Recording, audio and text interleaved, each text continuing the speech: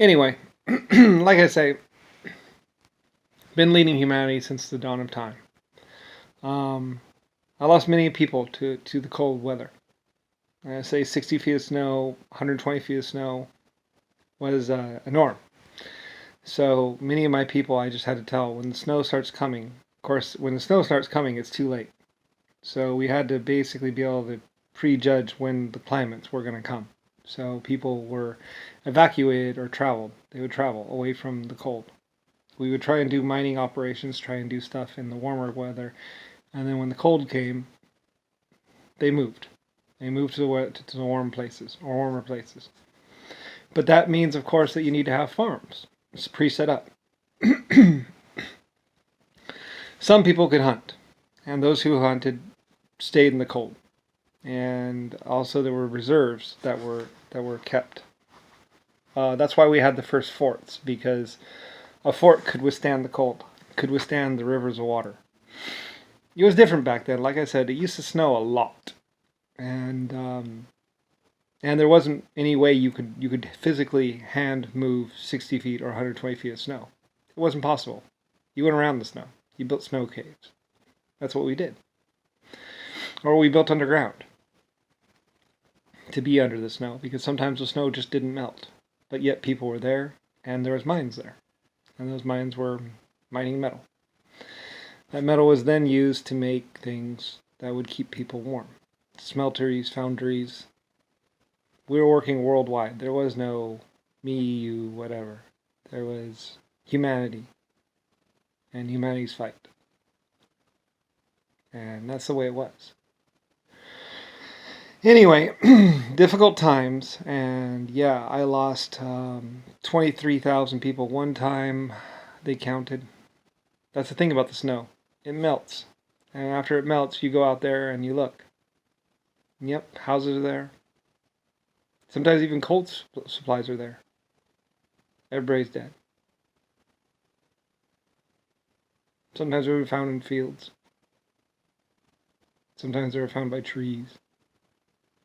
Sometimes they're found on the roads themselves. Like little ice statues. Found clutching each other. Sometimes they're found in the houses with the roofs caved in.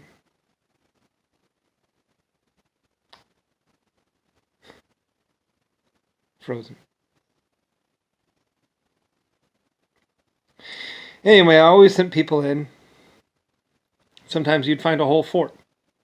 Everyone dead. It only happened once. And then it never happened again. Well, it's not that much.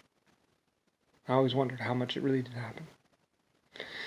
Anyway, those forts, they protected from floods, they protected from snow, they protected from creatures, from animals. Although the animals were usually pretty friendly. A bear would usually take a liking to some bread or cracker or something. So back in 1900 and 1800, we were slowly building in strength. And anyway, though, under my direction, because I was world inventor, I invented the steam engines. I invented the steam shovels, and I found the coal. My people found the clay. I was world ruler. And anyway, though, so although I did lose 23,000 and 3,000 and 6,000 people, depending on how quickly the cold came, and I moved people out sooner or ordered them out sooner. Like any time, the problem is we didn't really have records back then. So you look up, you see the snow. Hopefully, you maybe get out of the snow before you die, before the snow really comes. You know, although usually it was just safer just to move. The Indians just moved back and forth between the cold and the warmth. Anyway, they were experts at it. Some groups learned to live underground, where they just stayed in the ground. Because the ground, if you go deep in the ground, you get warm, and it's warmer in there, and they can live. And then they just dig out when the snow falls. Although there was also a community found dead one time because they had gotten too much snow and the air passage had gotten clogged up and they had almost suffocated. The lower levels of the mines were like death. You never wanted to be low. Anyway, it wasn't until later on that we found out why, of course. And I had people working on that. Why is low levels in the mine deadly? Oxygen. Carbon dioxide is heavier. I only lost maybe a couple hundred people. And the problem with the carbon dioxide filled mine is that unless you have breathing gear, there ain't no way you can go down there. You just die like they do.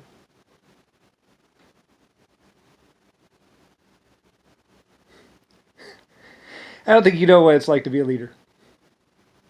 There are times when you just want to punch a wall. And then you wonder how you could have done things differently. Next time I had pumps ready. That wasn't going to happen to me again. Or my people.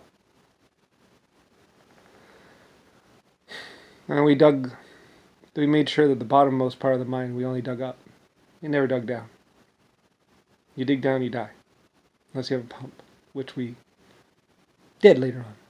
2 steam engines, basically, or a way to move air. First time we used big pistons and shutter valves.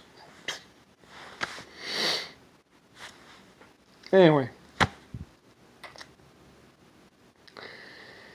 I wasn't going to let anything stop me. So, nothing was going to stop my people either. We fought. We fought the cold. We fought the mountains. It was not easy. And there were many times, like I say, I could have punched a wall. I was so fucking mad. Mostly at myself. I didn't know carbon dioxide was heavier than air. Nobody else did either. It wasn't until later when we found out. But I hired a crew, directed some people. We did some mine experiments to find out carbon dioxide and how it works. Later on, I ordered a big mine. I ordered a 60-foot shaft built and had people on ropes. When they passed out, they pulled them up. I think they all made it. Pretty sure. Maybe one of them might have died. And we worked on CPR for my brave people that were finding out what it was about the bottom part of a hole that actually killed people. What was it that would kill people deep down inside thing? So, and then we found out, well, carbon dioxide is heavier than air. You can't breathe it. So, tests. Testing. And, but we found out people were pulled up and they were helped to breathe. So, and CPR was born sometime 1200 or so. Anyway, all from my test.